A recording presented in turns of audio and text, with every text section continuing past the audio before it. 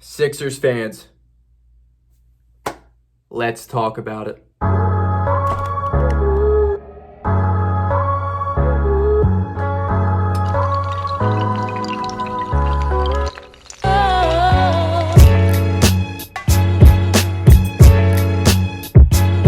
So the Philadelphia 76ers just absolutely dominated the Charlotte Hornets again for the second time this year. Like, no trouble at all. 118-101, and there is a legitimate argument to be made right now that the Philadelphia 76ers are the best team in the Eastern Conference. You can argue. You really can. 6-1 right now. 4-0 at home. Tobias Harris with another monster game.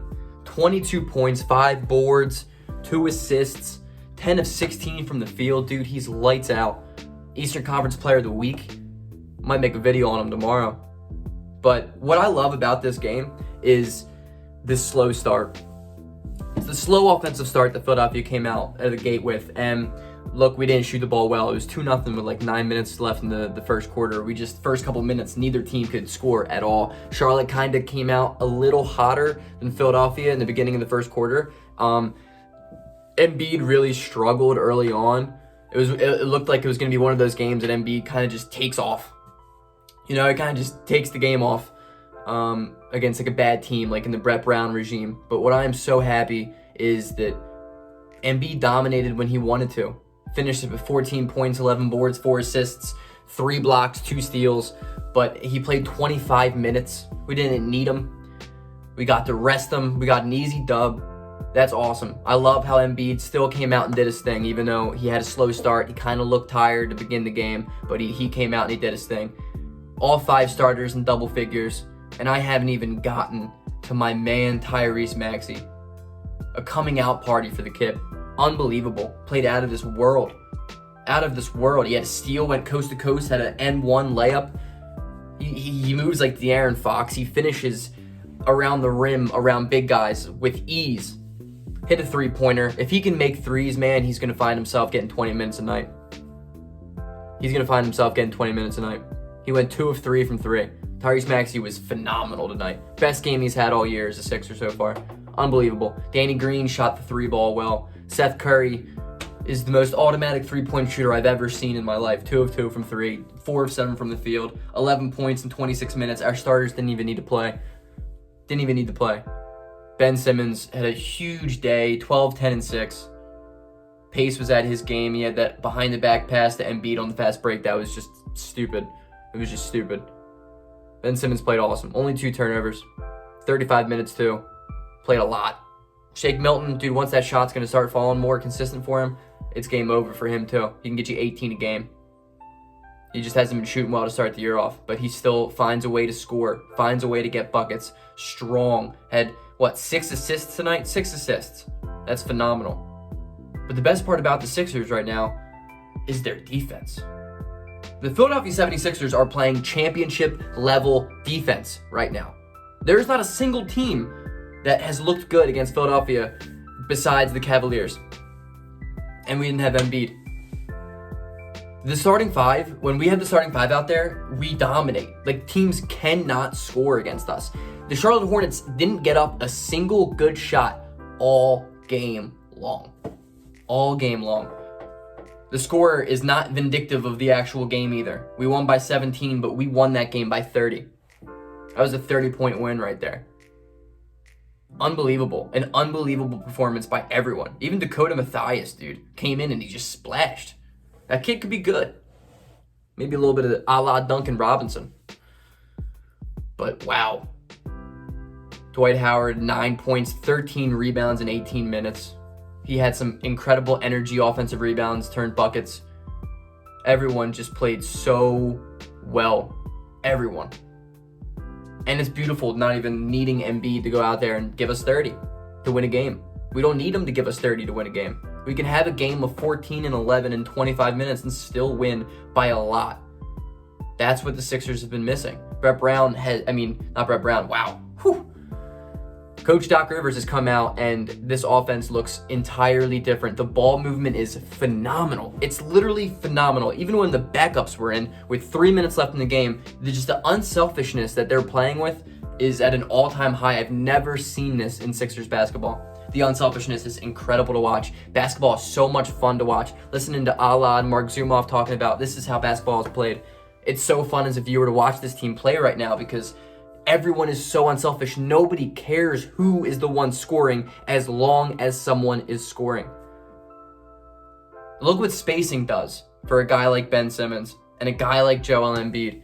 Look what happens when Danny Green is making his threes, Tobias Harris is making his threes. The team is unbeatable. I don't care who we play. We are unbeatable if Tobias Harris continues to hit 10 of 16 from the field and 2 of 5 from 3. That's 40%. That's 40%. I'm taking that. Danny Green, 3 of 6, 3 of 8 from 3. Whatever, I'm taking that. That's around 40%. When those two are hitting threes, our team is unbeatable because you know Seth Curry is going to be knocking down. That guy is the most reliable shooter I've ever seen ever in my life, ever. If I had one guy to take a three-pointer to determine my life, I'm taking Seth Curry over anyone in the NBA. There's a reason why he's the second greatest three-point percentage in NBA history. This man is legitimately ridiculous. Like, just unbelievably ridiculous. And that opens up the game for Tobias Harris. He can make quick decisions, makes him a better player. Opens up the game for Embiid. Gets double teamed in the post, he passes out. Look, the guy has 4 assists in 25 minutes. He's going to have so much of an easier time. He's playing on the low post all game long. That's what we need of him. Brett Brown didn't understand that. Doc Rivers knows that's where he's going to dominate, and he dominates. That's exactly where he dominates. The low post. Doc Rivers throws him in the low post, stretches the floor out with guys, and he dominates. The Sixers really haven't had a really challenging game up until this point. I mean, you could argue that the Raptors game and maybe the Wizards game, but the Raptors game, we kind of had that in the fourth quarter. Wizards game was a good game, but you know, that's just because the third quarter we went like 38 minutes without scoring on the first game of the year. But wow. Danny Green, Tobias Harris, and Seth Curry. If you continue shooting at the level that you're shooting at, we are the best team in the Eastern Conference. That being said, the Sixers still need help. There are still holes to the Sixers team. You know, Korkmaz is out. Mike Scott was out, so we kind of struggled on backup 3-4 depth. Thibault played 16 minutes, and he played okay. He played pretty well. He had a couple of steals. Defense wasn't bad. He can't really shoot that well, but what are you going to do? I don't think he's the answer at the backup 3 position. I don't. I think the Sixers are going to need something as a backup forward, something a little bit more reliable. But if that's our only problem right now, guys, it's time to celebrate. And I'm not saying this team's going to go out and win a championship the way it's constructed right now. That's not what I'm saying at all. But what I'm saying is this is a different team. This is a different Sixers team than what we've been accustomed to. And that in and of itself is something to celebrate. All of the staff changes that we made, the front office changes that we made, the personnel changes with Seth Curry and Danny Green, that has made a monstrous impact. A lot of people are saying James Harden. A lot of people are saying that. Saw a video today saying how the Sixers still need to get rid of Ben Simmons to maximize their potential. But how can you argue? How can you be upset with how the Sixers are playing right now? And you can tell me, all right, they're beating up on bad teams. Isn't that what they're supposed to do? Isn't that exactly what we're supposed to do? Aren't we doing exactly what we're supposed to do? And as a Sixers fan, you know more than anyone else and any other fan base that these are the teams that we play down to. Always. Historically, we've always played down to bad teams. But this year, we're not. And the best part about it is it comes in early in the game. We're not having to climb our way back later in the season or later in the game like we have historically. The Sixers are a different team. Look at just the addition of Seth Curry alone, and praise God the fact that we have him for 2 years. Unbelievable. That deal is the most underrated move of the year by any team. I like Josh Richardson, but it's not even a comparable between the two.